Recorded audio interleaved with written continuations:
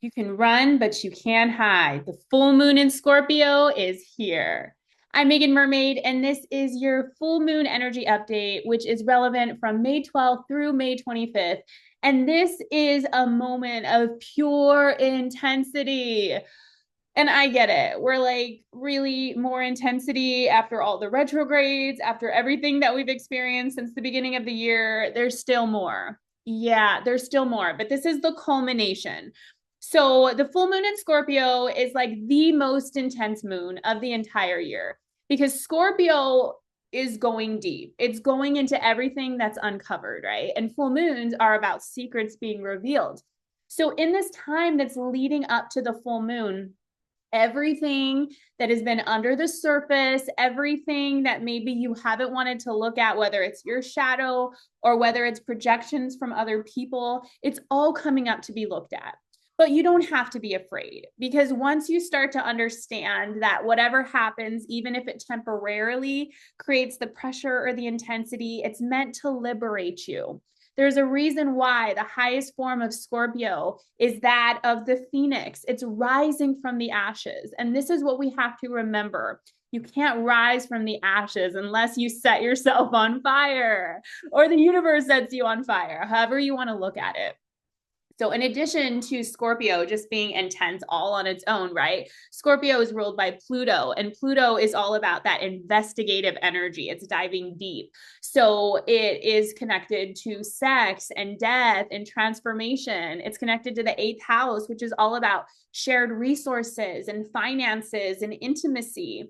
And it's all the ways that we sort of become enmeshed with other people, right? Scorpio is not shy to go into the dark, shadowy aspects of life.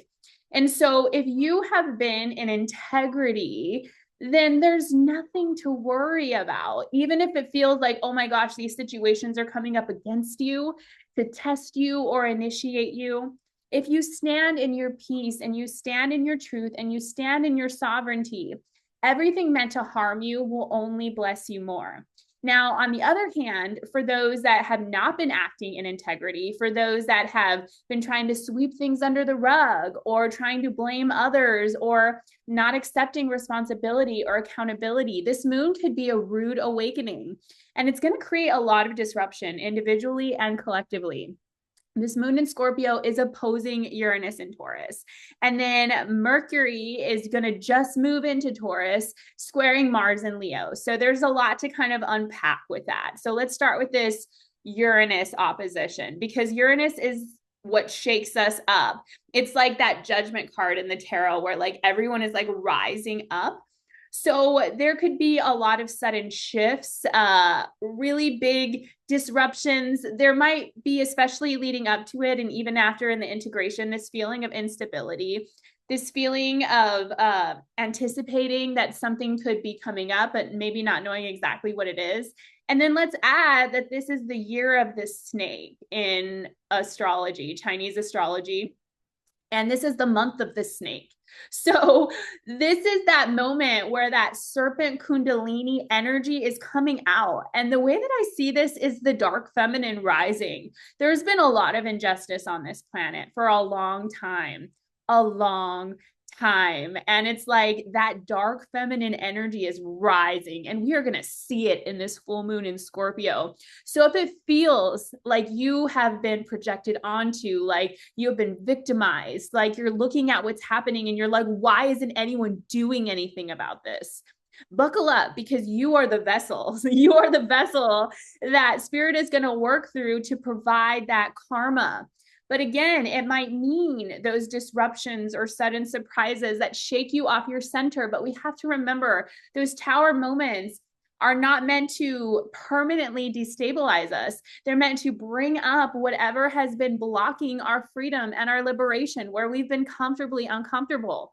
So, what this could look like collectively is anything from natural disasters to huge like political crises or whatever else. It's like we might be rocked to our very core. And this is why we have to be so strong in our trust and our faith in the divine, because no matter what, you're going to be okay. We're going to be okay. Individually, this could mean things coming to the surface in your life that have sort of been brewing in the background. And it's like, now it's that culmination. What area of life is the light of this moon shining on? And if you want support, reach out to me for an astrology reading. I offer pre-recorded astrology readings, and this would be a great time to dive deep into how this moon is going to affect you personally. And so, with this Mercury moving into Taurus, squaring Mars and Leo, Mercury in Taurus is stubborn. It's stubborn communication, and it's sometimes thinking and doing things the hard way. That's the shadow side of Taurus, is not wanting to move, not wanting to see a different opinion. But this Mars in Leo is like, I want to be the star. I want to be seen. I want to be known. And so it's like, friction, okay? Friction on all sides. So it's like the opposition is creating instability. The square is creating friction. Scorpio is rocking us to our core. Oh my God, what do we do? What do we do? We've got to focus on our self-care, and we've got to focus on our joy, and we've got to trust no matter what, even if we're temporarily shaken up, it's to shake us out of this enslavement of whatever area we've been in. It's to shake us out of enslavement and shake us into the highest timeline, the prayers, what we've been manifesting. Whatever you called into being in this new moon in Taurus, whether it was just feeling good, or maybe it was a relationship or a move or something else in your life that is really dear to you, this full moon in Scorpio is saying, okay, you want this thing, you deserve this thing. So I'm going to show you very clearly and very strategically what has been holding you back. Are you ready to walk through the underworld and reclaim your voice and your sovereignty and your power? Because you are needed, and you do not need to suffer in order to fulfill this mission. So let's pull some cards to talk more about how this moon is going to come through energetically, and what we can do to brace ourselves and be these warriors of truth and these warriors of light, these dragon masters that can stand up to the injustice and succeed. It might mean that you've got to be shaking in your boots about whatever's coming up. And it might mean like, oh my God, like I got to stand up for myself. I got to do this, or I got to do that, or I'm being redirected, or these people feel like they're against me, or this thing is falling apart, and you got to grieve and be with yourself in the fear and the terror and whatever is arising. But also know you are strong. You are freaking strong. Not only are you strong, but you are so protected and so loved. And even if it feels like you're alone at times, you have a legion of angelic support, ascended masters, spirit animals, ancestors. So let's get right into it with the tarot. We have the Eight of Cups. So the Scorpio full moon is saying it's time to walk away from what is no longer serving us. And you see how she's walking into the darkness? It's the darkness of uncertainty under this full moon. You don't know where you're going, and it might have been easier to stay with these cups that don't fill you up. But the only way to move out of the suffering is to face the darkness, face that thing that's been terrifying you. Look at what was happening at the end of October, beginning of November, when we had the new moon in Scorpio, because that could be a clue of what's arising. Again, with every new moon in a sign to the full moon that comes 6 months later, it's like this journey that we've been on. And that full moon is the culmination of the journey. So Eight of Wands, we have 8 and 8. 8 is all about the lemniscate. It's like, infinity, and it's also humanity and divinity. Eights are also just this it's guiding us into more prosperity. I feel like we're overcoming maybe fear and safety issues, but also we're overcoming issues with lack, because Scorpio is related to shared resources. Maybe it's, facing those fears of, what if I separate from this job or this institution or this financial support in whatever way, and follow my heart's desire? Like, will I be okay? So we have the Eight of Wands. So the Eight of Wands is like all of these wands flying through the air. It means a lot of stuff is happening. You're trying to walk away from all of these cups and all of this emotional instability. And then at the same time, it's like you're having to like watch out and duck because all of this stuff is happening at once.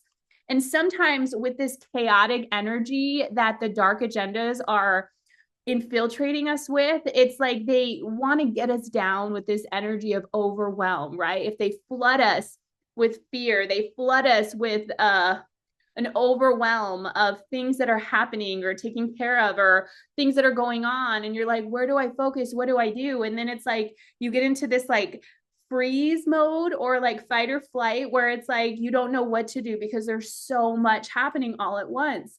Be with that, but recognize that all of these 8 wands are one wand at a time. Focus on one thing at a time.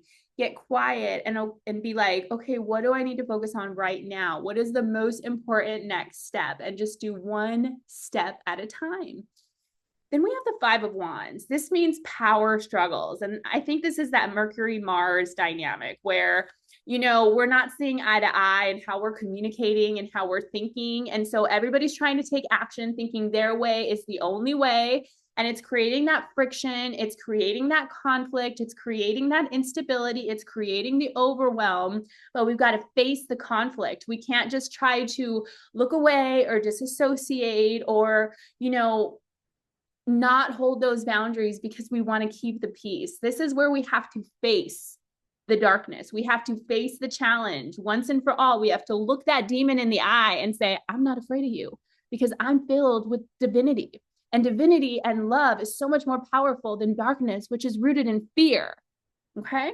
So you've got to find that resource of strength and empowerment inside of you and remember who you are. Remember who you are as a child of God. You are a chosen one. You have come here to face the demons and rebuke them. So this is a fiery message, I know. Then we have the Knight of Cups. So as all of this conflict, overwhelm, walking away from what's no longer serving us, there is this message of love, this message that this cup of emotional fulfillment will come through. And then we have the Ace of Swords. So that's like divine ideas. It's like a new beginning. It could also mean like the sword is like cutting through the darkness and the deception and the fear. It's like that sword of truth that pierces the darkness. We have to align ourselves with this sort of truth. As long as you are walking in integrity and you're not just lowering yourself, don't face the fear with fear. Don't face hatred with hatred. Don't retaliate. Don't play those games that they're playing. Instead, surrender it to God, to your higher self, to source, whatever you want to call it, and just say, may divine order and justice now come through. I turn this situation over to you, God. I turn this situation over to you, source. May divine justice and order now come through. I turn this situation over to you. You don't have to figure out the plan.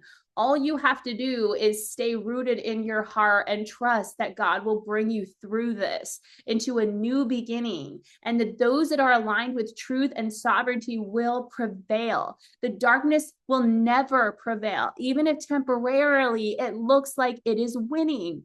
Every good movie, right? There's always that moment where it seems like all hope is lost, that evil has won, that the villain has taken over, that the story is just not going to get any better. That sense of hopelessness comes in. And then what happens?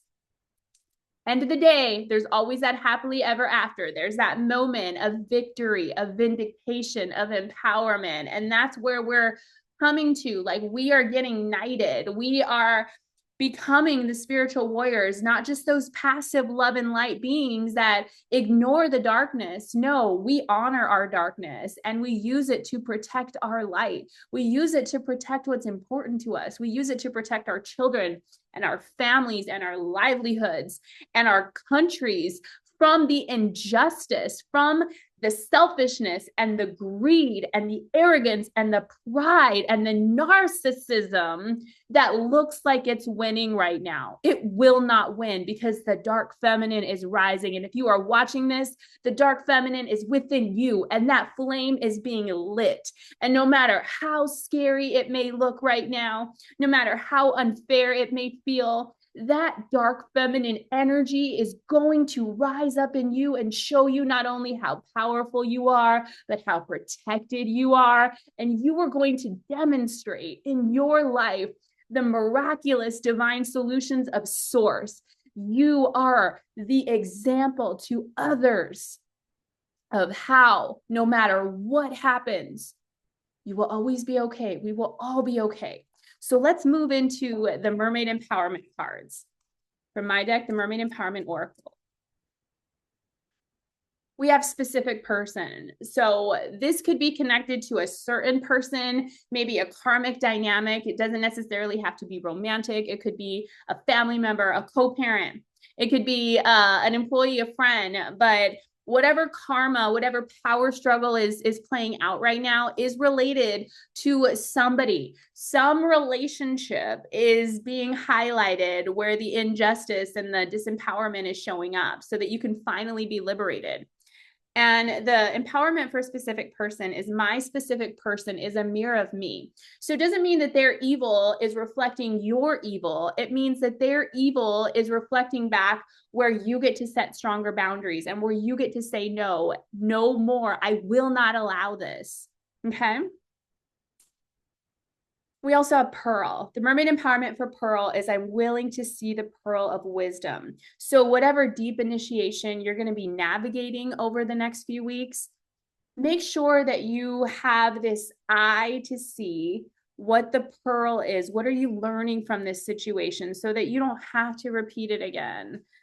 And then we have synchronicity. The Mermaid Empowerment for synchronicity is every sign that I see brings more signs to me. So with Mercury being in Taurus and Mars being in Leo, it's like Mars and Leo wants to go, right? It's like all this fiery energy, and Mercury in Taurus takes its time. And because it's communication and technology, it could be that there's like delays where, you just feel like, oh, you're raring to go, but things just keep holding you back. And so where's that part of you when you feel held back that wants to lash out? And instead, how can you bring that energy back into self-care, into groundedness, into this supreme trust that every setback is a setup for your next miracle? So this synchronicity card is saying, hey, even if you don't see the results just yet, even if you're in the middle of this really terrifying purgatory moment of waiting and not knowing how and when it's ever going to get better, there will be signs. So notice the animals that are crossing your path, both actually in the physical realm and, on social media or anywhere else where animals are showing up. Pay attention to your dreams. Dreams have been really off the charts crazy lately. So if you need support with your dream work, book a mystical mentorship session and we can walk you through the symbolism and the messages that's coming through in that arena. Notice repeating numbers. Notice anything else that feels symbolic to you. And just know that those signs are saying, hey, even if the answer isn't here yet, you're still on the right track. You're still going to make it through this. You're still going to be okay. So let's pull, I want to pull from this deck, the Moonology deck, just for one final message for today. Emotions are running high, super moon. So remember that emotions are energy in motion, and we can use our emotions to fuel us. So don't shy away from even the emotions that feel scary to feel, like anger or frustration or rage. Channel that rage. That rage is righteous. But instead of lashing out at somebody else with that rage, pour it into creativity, pour it into service. This is a moon that's all about transmutation. So whatever SHIT is coming at you, how are you going to transmute that into dance, creativity, love, service, giving, whatever it is, so that you're getting that shit thrown at you and you're putting back beauty in the world. You're getting that shit thrown at you and you're putting back light into the world. You're getting hatred sent at you and you're putting back love into the world.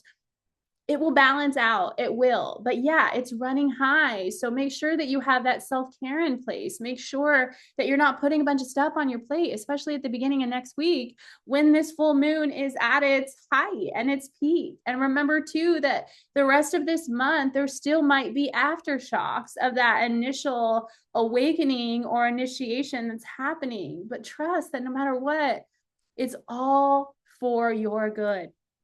It's all for your good. And I know when you're in it, it's like hard to believe that. It's hard to believe that. And that's real. We have to honor that part of our journey and know that it's okay to feel hopeless. It's okay to grieve. It's okay to be angry. It's okay to not want to do anything and just feel lost and scared. All of that is valid. And we can't skip those parts. So if you want support walking through this, you can book a mystical mentorship session or a galactic channeled reading, and we can call in your guides. We can have this space of safety to talk this stuff through, because this is master level curriculum that we're walking through right now, but you're just the master to handle it.